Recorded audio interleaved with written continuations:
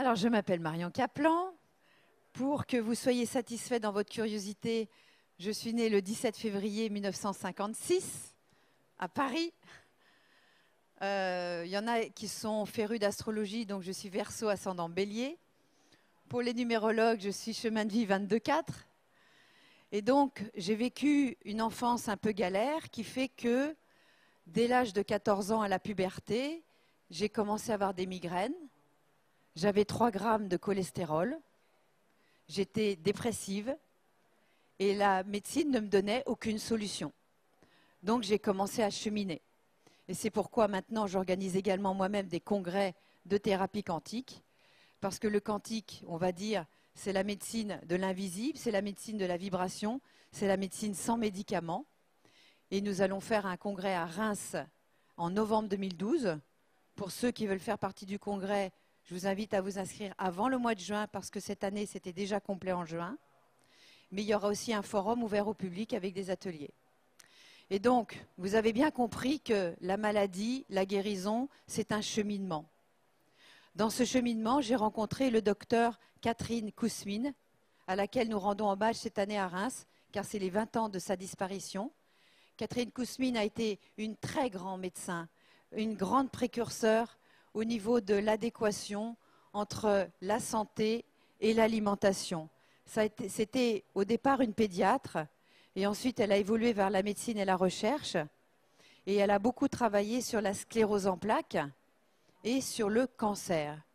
Et elle s'est aperçue que les souris qu'elle avait en laboratoire, quand elle leur donnait du pain complet plutôt que les granulés industriels, eh bien, ces souris allaient beaucoup mieux et arrivaient à résorber leurs tumeurs cancéreuses. Et elle s'est posé la question de pourquoi le cancer. Mais vous n'êtes pas là aujourd'hui pour ça.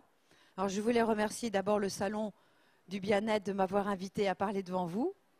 Également à mes sponsors qui sont aujourd'hui.com, car c'est grâce à eux que je suis dans une grande salle comme cela pour vous parler d'alimentation.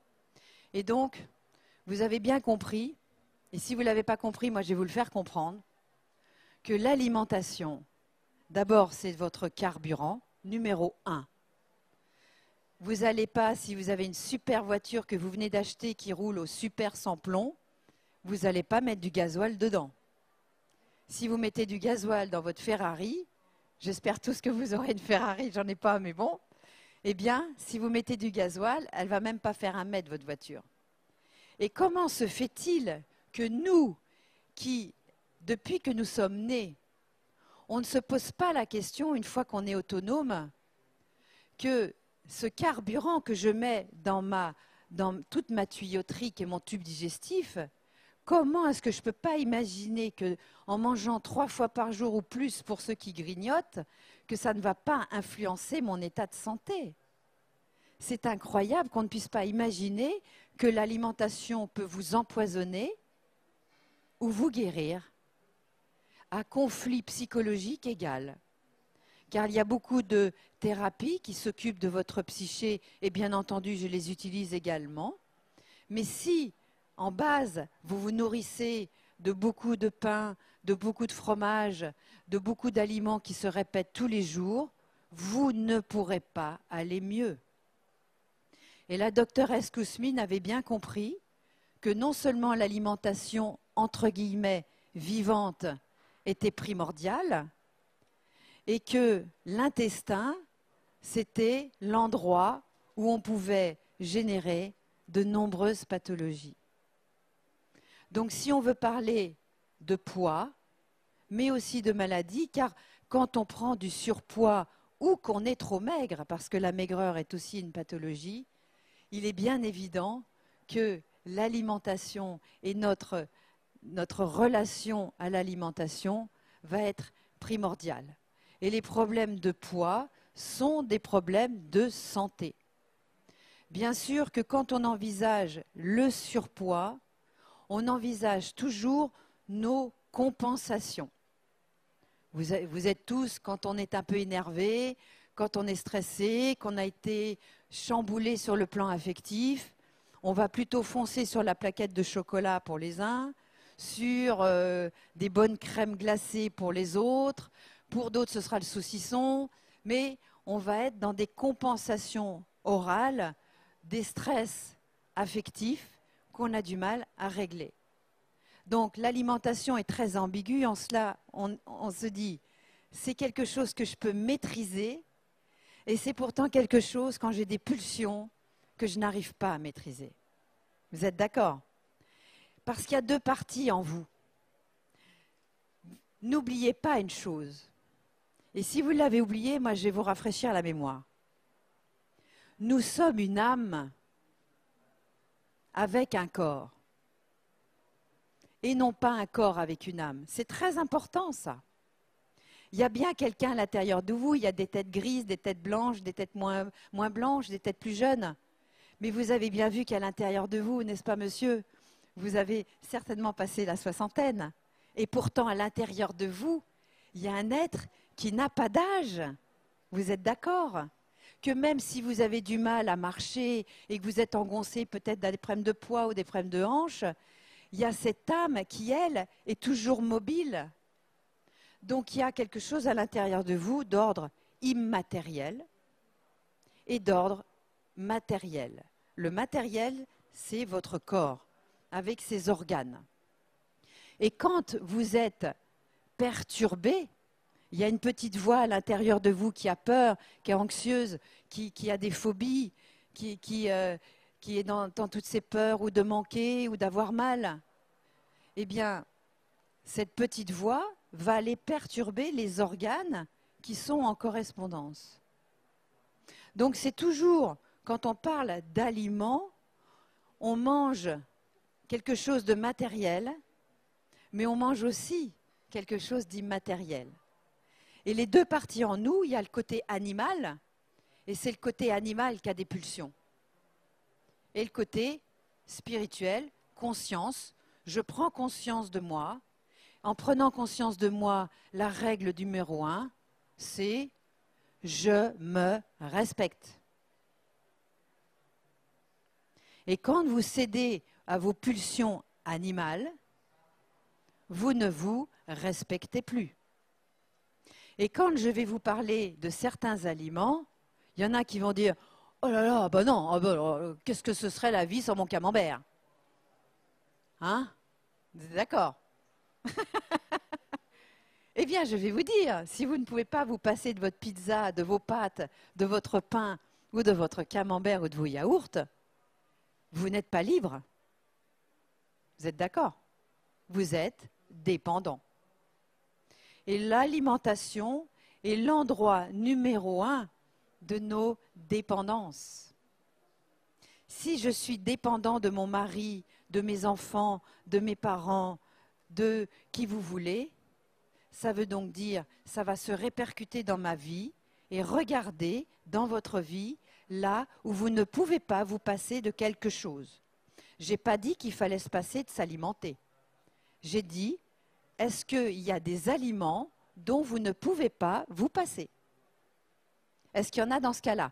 Ne vous inquiétez pas, on ne va pas faire une psychothérapie de groupe, mais ça va être intéressant que vous disiez, parce que si vous levez la main, vous commencez à vous respecter, à être authentique avec vous-même. Et ce n'est pas possible qu'il n'y ait que deux mains qui se lèvent. Voilà, s'il vous plaît. Est-ce qu'il y a des aliments dont vous ne pouvez pas vous passer? Merci de votre authenticité. Donc, vous comprenez bien que ces aliments, au-delà du goût qu'ils donnent, parce que quand même, c'est quoi? 5 secondes, voire 10 dans la bouche. Et bonjour le cauchemar après. Hein? Donc, comment se fait-il que vous n'arriviez pas à vous passer de ces aliments? Et souvent, ces aliments sont issus du blé, pour certains, ou issus des produits laitiers, pour d'autres. Vous êtes d'accord? C'est rare qu'on soit dépendant du persil ou des épinards. Hein? En général, on est dépendant du sucre, de ce qui est sucré, des produits laitiers et du gluten, c'est tout ce qui est à base de blé, de pâtes, de pain, etc. Si vous en êtes dépendant, ça veut dire que vous en mangez tous les jours. Est-ce que vous pouvez lever la main, les dépendants de vos aliments, et est-ce que vous les consommez tous les jours? Merci, c'est super. Et c'est là la mauvaise nouvelle. c'est que les aliments que vous consommez tous les jours, ce sont souvent les aliments auxquels vous êtes intolérant. Et ce n'est pas parce qu'on le digère qu'on le tolère. Je m'explique. Digérer, il y a des gens qui disent « je digère des cailloux » et ils se retrouvent avec une polyarthrite. C'est quand même dommage, non? Ou une fibromyalgie, ou des migraines récidivantes, ou une dépression. Moi, je vous soigne une dépression par l'alimentation. Pourquoi je soigne une dépression par l'alimentation? Alors là, on va aller faire un petit voyage dans l'intestin. Non, je ne vais pas y aller tout de suite. Et ce voyage dans l'intestin, comprenez bien que votre deuxième cerveau, si ce n'est le premier, votre deuxième cerveau, c'est votre intestin grêle. Parce qu'il y a un petit intestin et un gros intestin. Qu'est-ce qui fait le petit intestin? C'est grâce à lui qu'on assimile. Toute l'assimilation se fait dans ce petit intestin qui fait à peu près plus de 300 mètres carrés. Si j'étale les villosités de cet intestin, je me retrouve avec 2 cours de tennis d'intestin. Vous vous rendez compte la surface d'absorption? C'est extraordinaire. Cet intestin grêle, c'est une usine géniale. Mais le problème de cet intestin grêle, c'est que sa paroi est d'une telle finesse que s'il y a des attaques, les attaques peuvent venir de l'extérieur, mais les attaques peuvent venir de l'intérieur. Et c'est tout le problème de l'intolérance au gluten et des maladies cœliaques. Est-ce qu'il y a des cœliaques dans la salle? Voilà. Donc les cœliaques le savent. La maladie cœliaque, qui ne sait pas ce que c'est que la maladie cœliaque? Bon. Alors, la maladie cœliaque, c'est la maladie de plus que l'intolérance au gluten, c'est carrément une allergie où, dès que votre intestin est en contact avec une poussière de gluten, parce que j'ai vu des boulangers cœliaques, même s'ils ne mangeaient pas de gluten et qu'ils étaient dans leur boulangerie avec la volatilité de la farine, ils faisaient des diarrhées. Ces diarrhées entraînent une déminéralisation et la mort. Le gluten pour les cœliaques est mortel. J'ai eu comme ça une de mes patientes qui, elle n'était pas au niveau de l'examen des IgG, je vous expliquerai peut-être après si j'ai le temps, elle n'était pas intolérante au gluten et dès qu'elle en mangeait, elle tombait dans les pommes, elle se mettait à gonfler parce qu'elle était allergique. L'allergie de type IgE, on le voit tout de suite, on tombe dans les pommes, on fait des œdèmes de quinque, on a le nez qui coule, on est fatigué, une grosse fatigue démontre qu'il y a une allergie alimentaire. Une fatigue. Quand vous, à part si vous avez picolé pendant le repas, si après un repas, vous êtes crevé, c'est qu'il y a des aliments dans votre repas qui ne vous conviennent pas. Donc cette fameuse allergie au gluten des cœliaques, on s'en est aperçu après la Deuxième Guerre mondiale, parce que les enfants allaient très bien pendant la guerre, et après la guerre, on commençait à avoir des gros ventres, tout maigres, à avoir des diarrhées, des symptômes qu'on n'expliquait pas. Et on s'est aperçu que ce qu'on avait réintroduit dans l'alimentation après la guerre, c'était le pain et les farines, blanchies en général. Et c'est ça qui a nous permis de mettre sur la piste de la maladie cœliaque. Mais ce que les médecins, je ne sais pas s'il y a des médecins, mais en général, ils n'aiment pas lever la main quand je leur demande. Il faut comprendre qu'en médecine, et même aujourd'hui, puisque ma fille a un copain qui est en 4e année de médecine, et je lui ai dit, est-ce que vous avez abordé l'alimentation dans vos études de médecine? En 4e année, 0. 0. En 7 ans de médecine et en 10 ans de médecine pour les spécialistes, les plus vénards vont avoir 4 heures en 7 ou 10 ans. Donc je suis désolée de vous dire, à part de tomber sur un nutritionniste ouvert, ne demandez pas conseil à votre médecin en ce qui concerne l'alimentation. Je suis désolée. Vous ne pouvez pas leur faire confiance. Et comprenez bien que les études de médecine, tout un système, c'est un système, on va dire, social, qui fonctionne avec des sponsors. Et les sponsors, ce sont en général les industries P. Je suis enregistrée. D'accord? Donc, quand je parle à des gens comme vous, je vais vous demander d'ouvrir votre esprit et de ne plus avaler n'importe quoi, non seulement dans votre nourriture physique, mais dans les croyances qu'on essaye de vous inculquer. Vous ne pouvez plus manger n'importe quoi. Ce n'est pas parce que votre voisin supporte très bien les pizzas et les pâtes que c'est bon pour vous. Ce n'est pas parce qu'il y a des régimes qui marchent pour votre voisine que ça va marcher pour vous.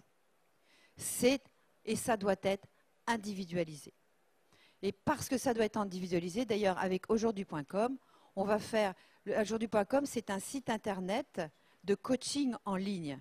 Et je dois avoir normalement mon programme qu'on va mettre en ligne à partir du deuxième semestre 2012, où là, on va vous suivre un à un. C'est-à-dire, on va calibrer vos problématiques et on va pouvoir adapter l'alimentation qui vous correspond. N'oubliez pas ce thème, ce n'est pas parce que je le digère que je le tolère.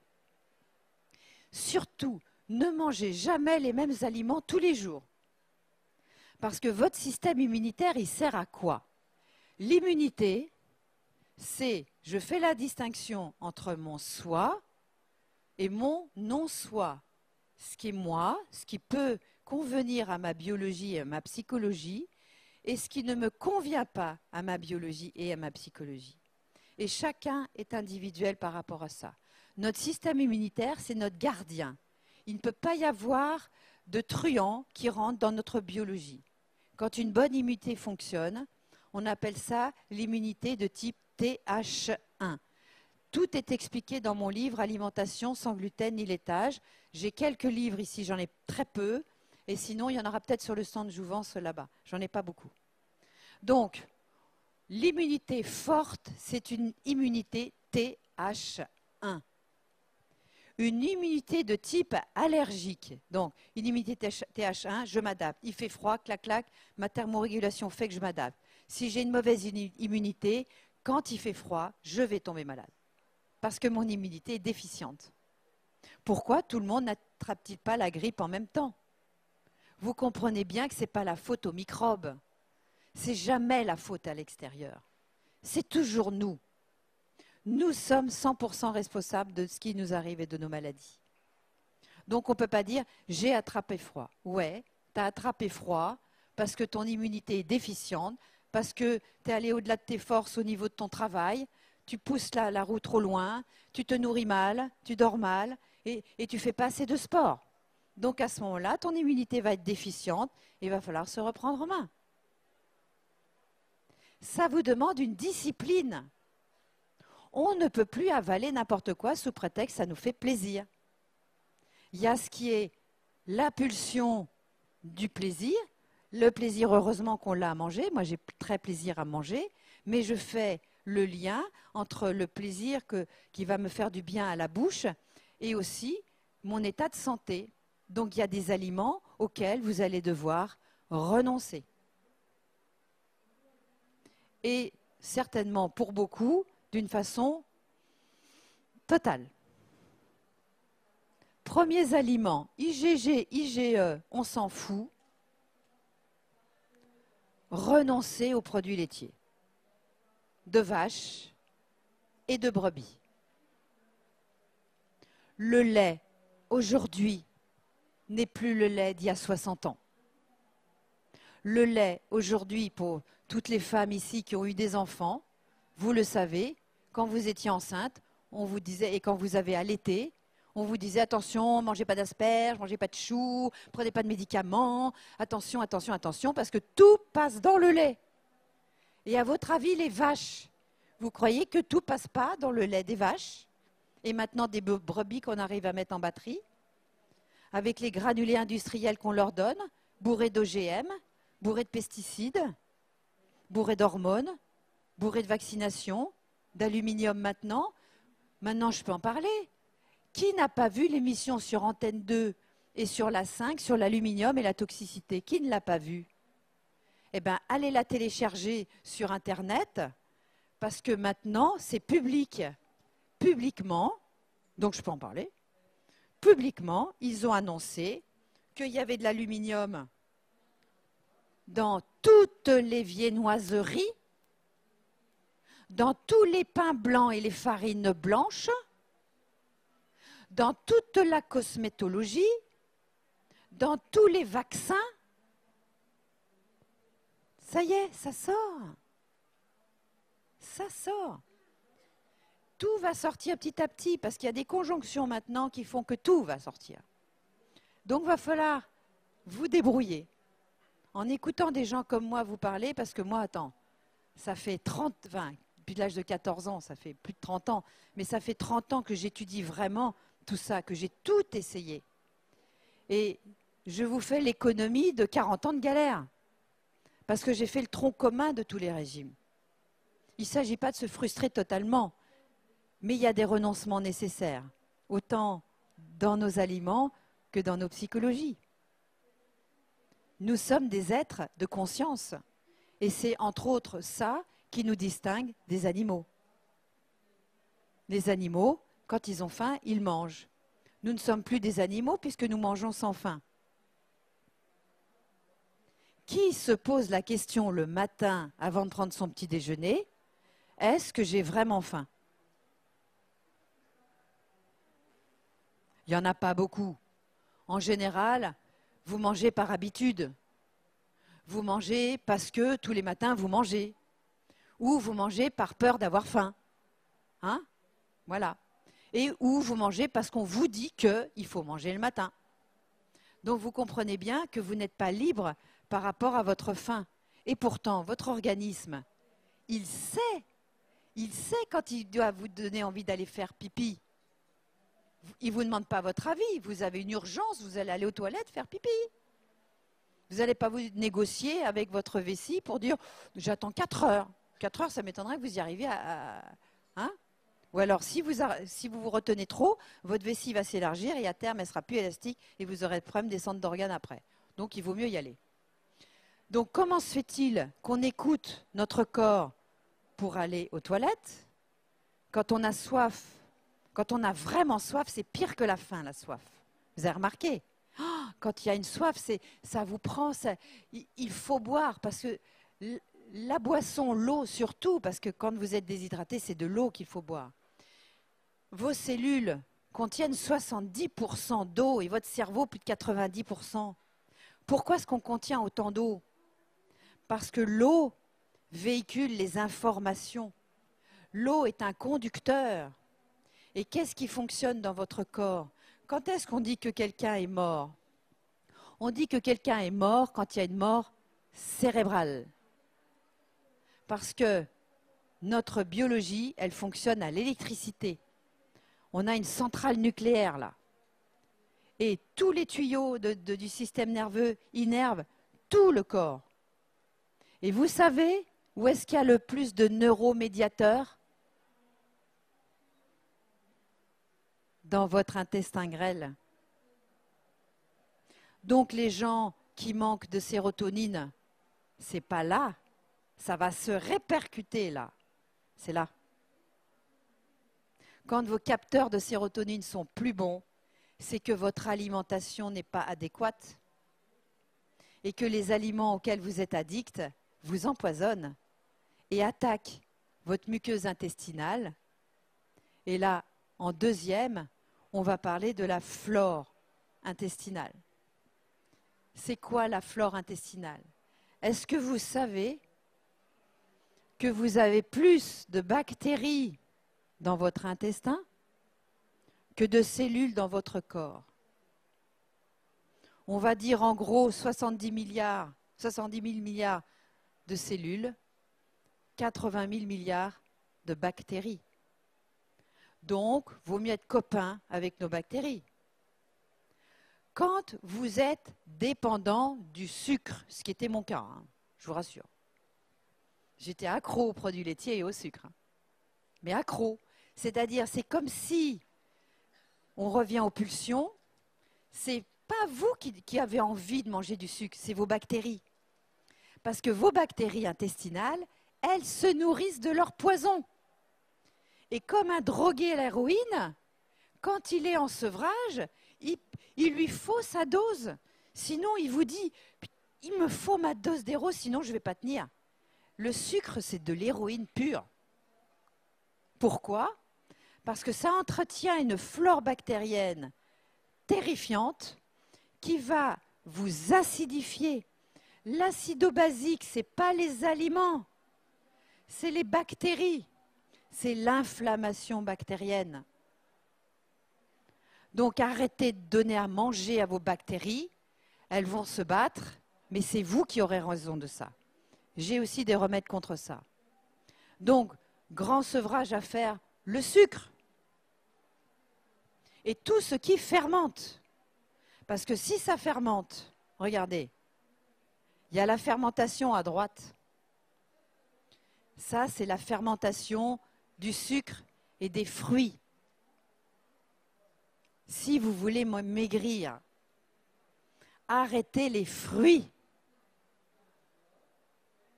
Sauf le citron, les pamplemousses. Regardez l'hiver. Si nous n'avions pas de congélateur ni de frigo, qu'est-ce qu'on trouve comme fruits? Même les pommes, c'est à l'automne, mais après, il n'y en a plus.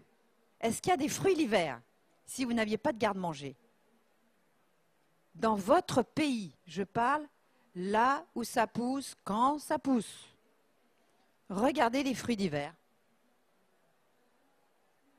Il n'y en a pas. Parce que l'hiver, vu qu'on mange plus, si en plus vous mettez des bombes à fermentation là-dedans, et on vous dit mangez 5 fruits et légumes par jour. Oui et non. Mangez des légumes l'hiver, mangez des fruits l'été. Là où ça pousse, quand ça pousse. Parce que l'été, on mange moins gras, on mange moins cuit, on se dépense plus. L'hiver, on passe du métro à son appartement et à son bureau.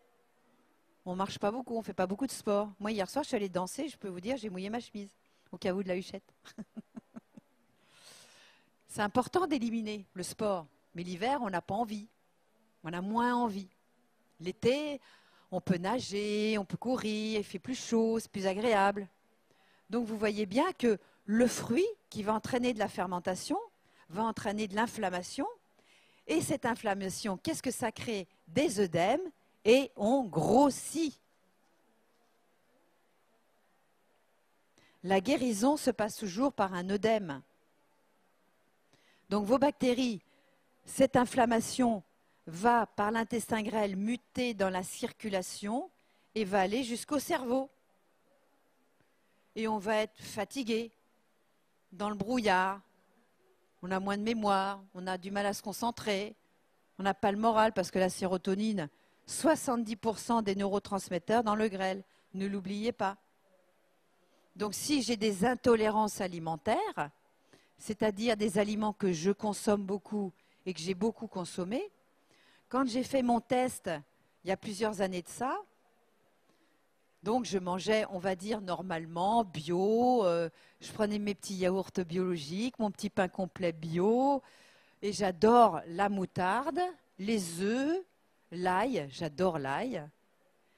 Et qu'est-ce que j'ai sorti comme intolérance alimentaire? Tout ce que je consommais. Les produits laitiers, le gluten, l'ail, les œufs et le cabillaud. Pourquoi? Parce que mon plat préféré, c'est l'ail au lit. Et la moutarde, je ne pouvais pas imaginer manger une salade ou prendre une protéine sans moutarde. Impossible. Et donc, tout ce à quoi j'étais addict est sorti en intolérance. Ça a été une très mauvaise nouvelle. Je crois que la pire des nouvelles, c'était les œufs. Ça a été une grosse punition pour moi, les œufs, parce que j'adore ça. 3 ans après, je refais mon test. Je supprime les œufs, les produits laitiers, le gluten. Je ne vous dis pas comment vous allez vous sentir bien. Vraiment. Parce que quand on enlève ces intolérances, bon, il y a toujours une période d'acclimatation. Donc, vous allez mettre quelques semaines, peut-être à être frustré. Moi, je ne l'ai pas été. Pourquoi? Parce que j'ai pris la décision. Quand vous subissez quelque chose et que vous vous victimisez avec le fait d'être intolérant à quelque chose, oh zut, ah là, ce qui était mon cas avec les œufs, hein, c'est frustrant. Mais si on prend la décision, bon, je me suis dit, j'arrive dans un pays où il n'y a plus d'œufs, plus de moutarde, plus de produits laitiers, plus de gluten, et je vais trouver des aliments qui me conviennent et qui me font plaisir, parce que c'est important de se faire plaisir. Eh bien, ça se passe tout seul. Non seulement vous perdez du poids, vous gagnez en vitalité, mais vous avez l'esprit plus clair. Et tout, même dans votre vie psychologique, les choses se transforment. Donc c'est très important de comprendre qu'une intolérance alimentaire est insidieuse parce qu'elle agit bien sûr sur le corps physique, mais elle agit sur notre mental. Quand vous êtes fatigué, vous êtes agressif, de mauvaise humeur, vous n'êtes pas disponible. Vous êtes d'accord? Quand on est crevé, c'est « ah, laisse tomber, je vais me coucher là ». On n'est plus disponible pour les autres, on ne peut plus aimer. On ne se sent pas aimable, on culpabilise et on rentre dans un cercle vicieux où on n'est pas heureux, où on est insatisfait et on n'en sort pas. Et en général, dans le boulot, ça ne marche pas, avec le mec ou la bonne femme, ça ne marche pas, avec les parents, ça ne marche pas, avec les enfants, ça marche avec personne. Donc pour être en bonne relation avec son entourage, c'est important d'être en bonne santé et en bonne vitalité.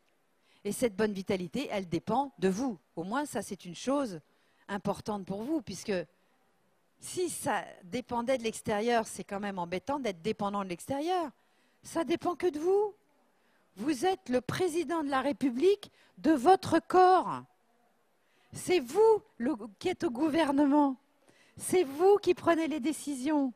C'est vous qui parlez avec vos ministres que sont vos organes. Donc prenez les bonnes décisions. Et à ce moment-là, vous serez un président adulé, respecté, et ça va fonctionner. Votre pays qui est votre corps va pouvoir bien fonctionner. Mais vous savez, je parle de ça. Mais si chacun on faisait ce travail à l'intérieur de nous, si on veut changer le monde extérieur, changeons notre monde intérieur. Et vous allez voir qu'à ce moment-là, les paradigmes extérieurs vont changer. Le problème, c'est que on attend, comme on est dépendant, on attend un miracle de l'extérieur sans faire d'efforts, sans le concours de nous-mêmes. Eh bien non, il n'y a pas de miracle à ce niveau-là. Ça dépend de vous. Donc votre intestin grêle, s'il devient poreux, c'est très embêtant. Parce que s'il devient poreux, vous allez vous déminéraliser. Ostéoporose et autres maladies dues à l'ostéoporose, donc il y aura des fragilités, mais aussi quelqu'un de déminéralisé peut devenir spasmophile, peut devenir très fragile et son système immunitaire va être affecté. Ensuite, donc, vous vous souvenez que si je mange beaucoup de sucre et beaucoup de fruits, et qu'est-ce qui fermente le plus aussi? Ce sont les produits laitiers. Ça fermente. Donc pour ceux qui veulent maigrir et être en bonne santé, vous supprimez tout ce qui est sucré artificiellement. Hein. On peut compenser en transition ce que j'ai fait avec le xylitol. Le xylitol est un sucre de bouleau, a, pour les plus instruits, index glycémique très bas et qui va moins solliciter non seulement les fermentations, mais en plus votre insuline, etc. Le sirop d'agave, ça dépend vraiment de son origine. Il y a un sucre de noix de coco qui est pas mal, le sucre de fleur de coco, qui a un index glycémique assez bas. Ça, c'est pour les compensations, mais n'en faites pas une habitude de compensation. Ça doit être une transition. Le sucré, vous devriez le prendre que quand vous faites du sport, quand vous êtes en pleine forme et que ça va bien dans votre vie affective. À ce moment-là, vous pouvez... Moi, je prends du chocolat à 80%, 75-80%. 1 ou 2 carrés, ça ne vous fera pas trop de mal. Carré noir, bien sûr, hein, jamais de chocolat au lait. Hein. Vous pouvez sucer un pruneau ou 2, voyez? Des petites choses comme ça. Il faut trouver des choses qui... Et ceux vraiment qui sont addicts au sucre, il y a un truc, c'est allez vous laver les dents après, ou prenez un citron ou un pamplemousse. Ça, au niveau de la bouche, ça casse les capteurs de la sensation de sucré. Sinon, il y a des plantes en phyto qui s'appellent le gonfréna, je crois, qui permet donc de se libérer de l'addiction du sucré. N'oubliez pas que l'envie de sucré est due à nos bactéries. Nos bactéries sont dues à un problème de fermentation. Fermentation des fruits à droite, fermentation de putréfaction à gauche. La putréfaction, c'est trop de protéines animales, mais on a retrouvé chez beaucoup de gens intolérants au gluten, c'est à cause aussi de la putréfaction de leur intestin. Des bactéries intestinales qui vont commencer à putréfier. Et là, ça peut être la porte ouverte à des maladies graves. Et par rapport aux bactéries, pour terminer avec ces bactéries, je ne veux pas trop vous saouler avec ça, il y a très peu de bactéries dans le tube digestif en haut. Dans l'estomac, il n'y en a pas. Dans le haut du grêle, on va dire qu'il y a 100 bactéries au gramme. 100 bactéries au gramme, ce n'est pas beaucoup. En bas du grêle, 10 000 bactéries au gramme. Dès que je sors là, parce qu'il y a la sortie du grêle, elle est là, vers l'appendice, au niveau du cécum. Il y a une valvule qui s'appelle la valvule de Bohin. On va dire que c'est une porte coupe-feu qui doit absolument être étanche. Pourquoi elle doit être étanche? Parce que là, à cette sortie, au niveau du côlon, 100 000 milliards de bactéries. Le côlon, c'est un alambic. C'est une fermentation énorme. Pourquoi? Parce que tout ce qui ne m'a pas servi pour être assimilé, digéré, nourrir mon corps, doit absolument être carbonisé, éliminé, pour que ça sorte vers la sortie. Donc c'est pour ça que c'est un alambic. Si vous prenez des probiotiques sur une flore intestinale en dysbiose avec fermentation et putréfaction, c'est la catastrophe. Parce que vous augmentez le volume de bactéries. Nous, on donne des champignons spéciaux que ne vous précipitez pas sur moi, il n'y en a pas ici. Mais au congrès, il sera là, il fait toute une formation au congrès de thérapie quantique, il y a tout un atelier avec ce médecin qui s'appelle le docteur Bruno Donatini, qui est extraordinaire, qui est à Reims. Et donc, il a mis au point une synergie de mycélium de champignons, le mycélium étant la partie thérapeutique du champignon, associée à certaines huiles essentielles qui vont passer le Karcher au niveau de vos bactéries. Moi, il m'a sauvé mon intestin. J'avais un intestin nécrosé et j'étais une montgolfière tout le temps. Vous avez remarqué que quand on est ému, quand on a une grosse émotion, on fermente, on ballonne. C'est bien que les bactéries sont non seulement sensibles à ce qu'on mange, mais elles sont sensibles à ce qu'on éprouve et à ce qu'on pense. C'est pour ça que c'est très important toujours d'associer l'alimentation avec la psyché. Et que la psyché, elle n'est pas là. Là, c'est le répercuter. Parce que les signaux de vos neurotransmetteurs, c'est 9 signaux qui viennent du grêle vers le cerveau, alors qu'il n'y a qu'une réponse de 1 vers le grêle. C'est important de comprendre ça. Pour aller mieux dans votre tête, il faut aller mieux dans votre intestin. C'est vital de comprendre ça. Donc, pas de probiotiques, plutôt des huiles essentielles, mais pas d'huile essentielle pure, parce que les huiles essentielles doivent se délivrer au niveau du grêle. Et si vous prenez des huiles essentielles perlinguales, vous allez brûler votre tube digestif. Comprenez que votre tube digestif, c'est l'organe le plus sollicité, c'est le système le plus sollicité toute votre vie. On commence par respirer et manger. Et c'est, hélas, le système qui va vieillir le plus rapidement. Il y a des gens mecs qui disent « Oh, moi je peux manger n'importe quoi » et ils baffrent, ils mangent. Plus vous mangez, plus vous fatiguez votre système digestif, maigre ou gros. Ce n'est pas une question de poids. Prenez soin de votre tuyauterie. Plus vous la sollicitez, plus vous allez la fatiguer.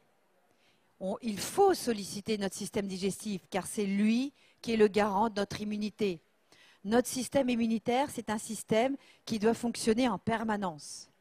Si on ne fait pas fonctionner ce système, eh bien, il va s'atrophier. C'est comme si j'arrête de mâcher pendant quelques mois ou, à mon avis, quelques semaines, vos dents vont tomber.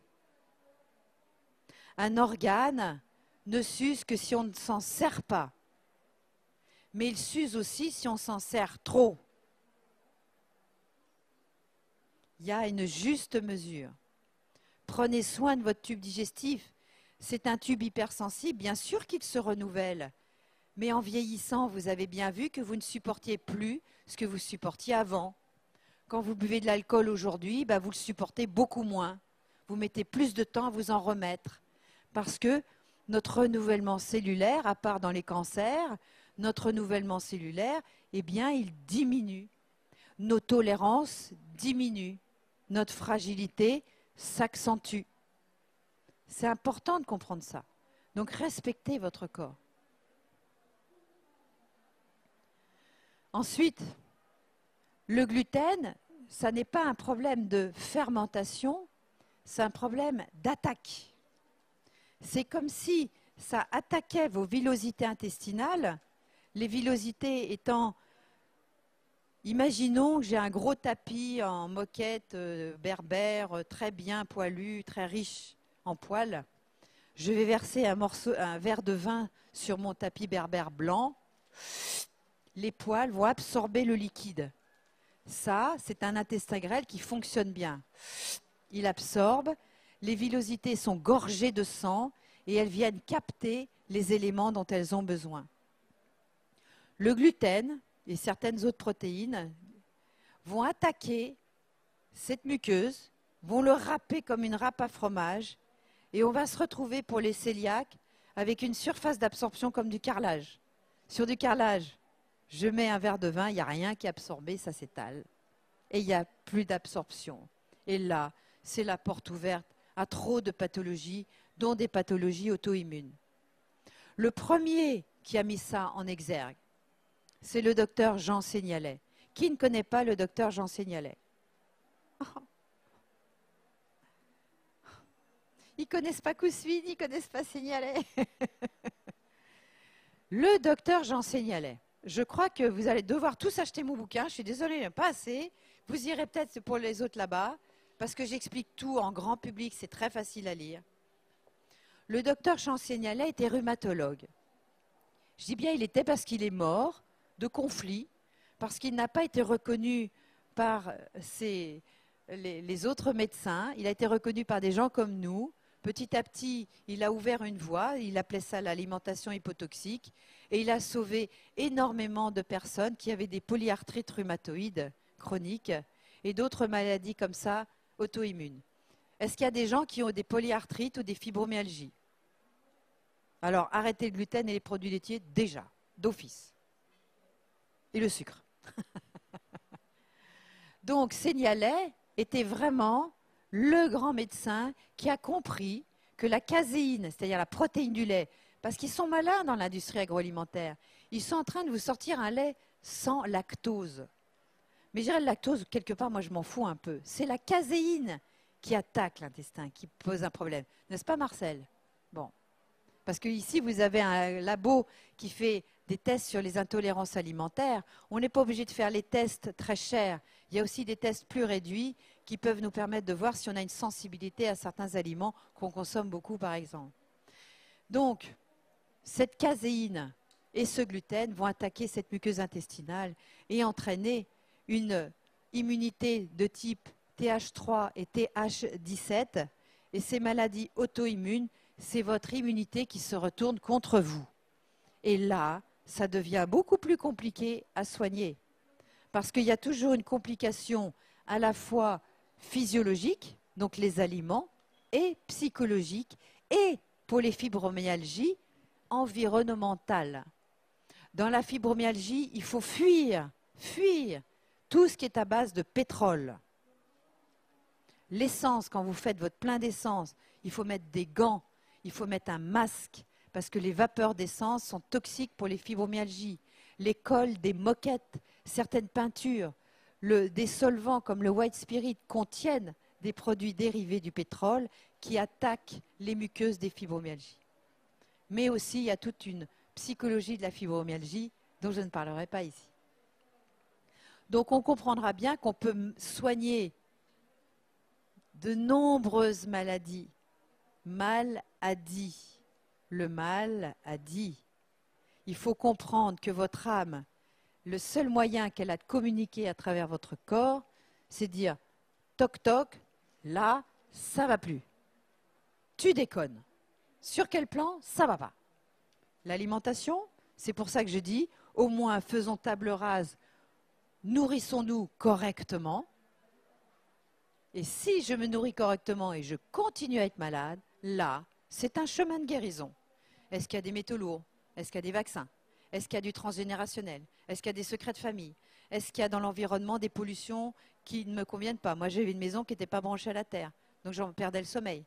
Donc il a fallu que je fasse venir un bioélectricien, je ne savais pas que ça existait, qui m'a remis ma maison à la terre. J'ai des dispositifs devant mes ordinateurs, sur mes téléphones portables, parce que j'étais devenue presque électrosensible.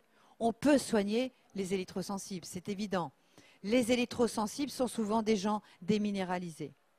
Donc moi, je règle l'électrosensibilité par l'intestin et bien sûr en prenant un certain nombre de précautions. Hein? Ensuite, dernière chose, comment changer d'alimentation? Parce que l'alimentation, on cuisine, vous êtes d'accord? Il y a des cuissons toxiques. Qui a encore un four à micro-ondes ici? Aïe, aïe, aïe. Bon, certains fours à micro-ondes, il y a une seule marque, parce que je cherche quand même, j'essaye de m'adapter. Hein. Il s'appelle le Panasonic Inverter. C'est Georges Pralu qui l'a inventé, je l'ai découvert à Gécotel. Mais il faut mettre une cloche spéciale, etc. C'est le seul qui est tolérable.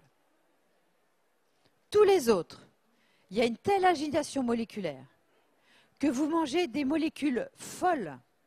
Il faut comprendre que votre corps, je vous disais que vous étiez président de la République de votre corps, mais vous êtes aussi le chef d'orchestre. Et chacun a sa musique. Vous avez tous vos organes qui ont une musique, on a pu... Tout est codifié. Ça, c'est les thérapies quantiques. C'est génial ce qu'on arrive à trouver maintenant. Tout est codifié mathématiquement. Il y a un grand génie qui s'appelait Pythagore. Et on s'aperçoit que non seulement votre cerveau est codifié, et croyez-moi, à mon avis, d'ici 20 ans, on aura des ordinateurs qui vont travailler juste avec la pensée. Vous penserez, le mot apparaîtra sur l'écran. Je ne sais même pas si ça n'existe pas déjà. Donc tout est codifié vibratoirement, et le vibratoire est mathématique. C'est important de comprendre ça. Donc, vous êtes le chef d'orchestre de tous ces instruments qui sont dans votre corps. Et la maladie, c'est qu'il y a certains organes qui commencent à jouer faux. On sort de la cohérence. Et il va falloir remettre en cohérence l'ensemble. Ce n'est pas de taper sur les doigts du foie qui ne va plus, ou du diabète, ou de la circulation qui se bloque. C'est comment je peux retrouver un flux énergétique. J'ai plein de solutions. Je ne peux pas en parler ici, mais j'en ai plein. C'est le but aussi de ces congrès de thérapie quantique. Donc comprenez que c'est vraiment, on a aujourd'hui des outils parce qu'on peut communiquer dessus. C'est la 3e année que j'organise des congrès comme ça pour montrer qu'il y a d'autres solutions que les médicaments. Et c'est une bonne nouvelle également. Mais vous ne ferez jamais l'impair de l'alimentation. C'est incontournable. Donc il va falloir jouer juste, être en cohérence. Quand vous cuisinez au four à micro-ondes, vous allez manger un aliment incohérent qui va aller dans votre biologie de cohérence. J'ai un copain tout bib, d'ailleurs, il a fait une conférence hier, le docteur Eli Attias. C'est lui qui m'a mis sur le chemin des thérapies quantiques. Et il avait un berger allemand, vous pourrez lui demander. Et le berger allemand, donc, il échangeait sa maison avec des Américains un été. Et quand il est revenu, son berger allemand avait de l'eczéma sur tout le corps et il perdait ses poils. Et il s'est dit, c'est le conflit de séparation, parce que l'eczéma, en symbolique, ça peut être conflit de séparation. Et donc, il dit, bon, dans un mois, ça va aller mieux. 3 mois après, toujours bourré d'eczéma. Alors, comme moi, je suis dans la nutrition et que je travaillais avec lui, je lui ai dit, dis donc, comment tu le nourris, ton chien? Bon, écoute, je fais décongeler sa viande au micro-ondes parce que j'ai des copains américains qui l'ont fait, je trouve que ça allait plus vite. Je dis, arrête le micro-ondes. Je vous promets, il a arrêté de décongeler sa viande au micro-ondes. 3 semaines après, le chien n'avait plus rien. C'est très, quand je vous disais que vous êtes constitué à 70% d'eau, cette eau est conductrice d'électricité, elle est donc conductrice de vibrations, elle est conductrice d'informations. Et on le sait maintenant que c'est l'information qui circule à travers le sang qui va nourrir tous vos organes. une information, elle passe instantanément. Ce n'est pas avec les 150 000 kilomètres de tuyaux, vaisseaux, artères, etc. et capillaires que le sang il chemine à, je crois, 1 mètre minute ou 1 mètre à l'heure. Voilà. Donc vous imaginez, il y a beaucoup de pression à la sortie du cœur et des artères, mais après ça va tout doucement. C'est l'information qui est véhiculée. Et quand on vous dit de manger vivant, on vous dit de manger avec des enzymes. Et quand vous cuisinez, vous tuez les enzymes.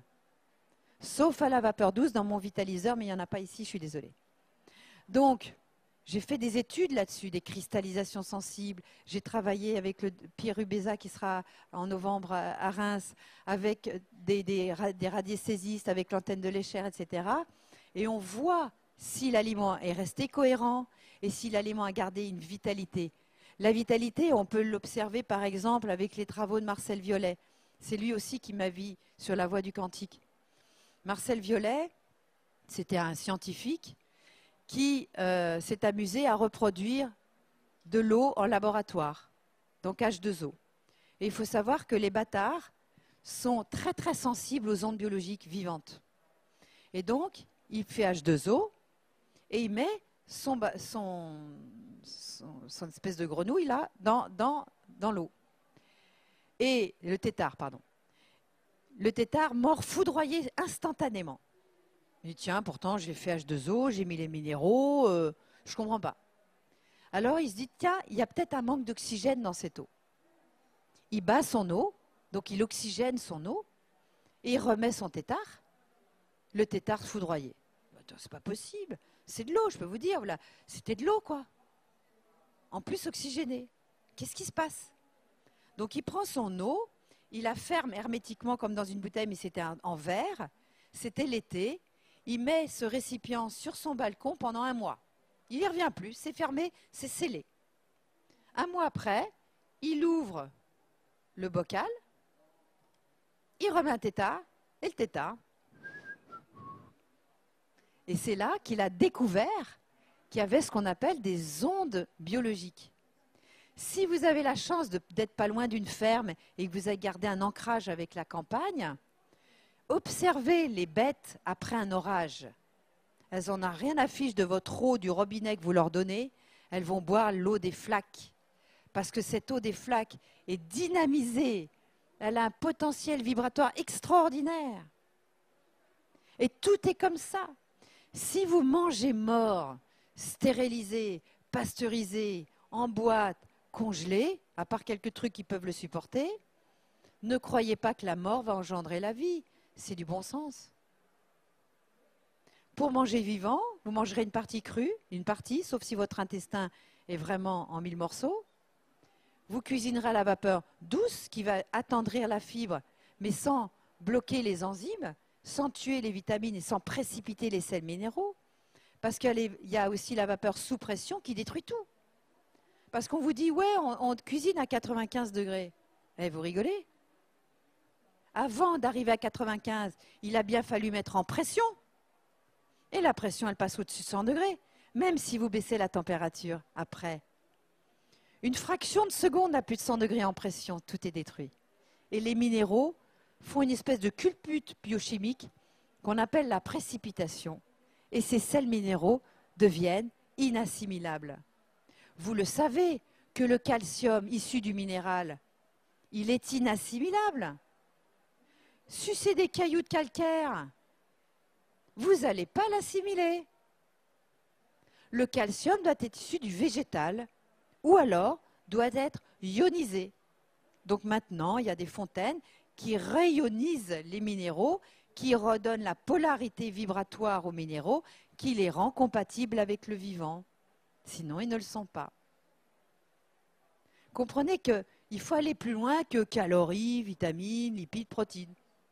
En lipides, Kouzmine faisait une grande distinction entre une huile raffinée et une huile pressée à froid. Est-ce qu'il y a des gens qui mangent encore des huiles raffinées ou qui ne font pas attention? Il n'y a personne qui lève la main? Waouh, vous êtes branchés. Ben ça, c'est Kouzmine qui a apporté ça. La docteuresse Kouzmine que vous ne connaissez pas, après la guerre, comme elle a vu que certains de ses patients rechutaient après avoir changé de marque d'huile, elle s'est posé la question. Et elle s'est aperçue qu'au-delà de 40 degrés de chauffage, on détruisait les enzymes. Donc, ne prenez des huiles pressées à froid que pressées en dessous de 40 degrés. Et elles ne sont pas toutes pressables en dessous de 40 degrés. Les seules huiles que vous pressez en dessous de 40 degrés, c'est l'olive, parce que c'est un fruit, si c'est marqué première pression à froid, de préférence bio, parce que sinon vous avez toutes les cochonneries qui vont avec. Vous avez l'huile de tournesol, mais attention, ne cuisinez jamais avec de l'huile de tournesol, ni de cartame, ni de toutes ces huiles-là. Si vous les chauffez, vous les dégradez, et elles sont encore plus toxiques qu'une huile raffinée. Ne chauffez que l'huile d'olive et l'huile d'arachide éventuellement. Aucune autre huile ne doit être chauffée. Aucune. Il y a l'huile de sésame qui est extractive en dessous de 40, l'huile d'œillette, l'huile de bourrache, l'huile d'onagre. Toutes les autres sont pressées au-dessus de 60 degrés. Soja, 60 degrés. Pépins de raisin, raffiné. Noix, assez en dessous de 40. Le cartame, il faut que ça soit pressé l'hiver. Donc pour regarder la date, vous regardez, ils sont obligés de mettre le mois. Si elle est périmée en novembre 2012 ou novembre 2013, ça veut dire qu'elle a été extraite en novembre. Ne prenez pas d'huile extraite l'été. C'est un petit truc que je vous dis. Hein? Alors, comme je voudrais pouvoir vous laisser la parole. Est-ce que j'ai tout dit? Je crois. Les intolérances alimentaires, on en a parlé. Les produits laitiers, le gluten, le sucre, les fruits, les bactéries, la psyché. Voilà, je vous remercie.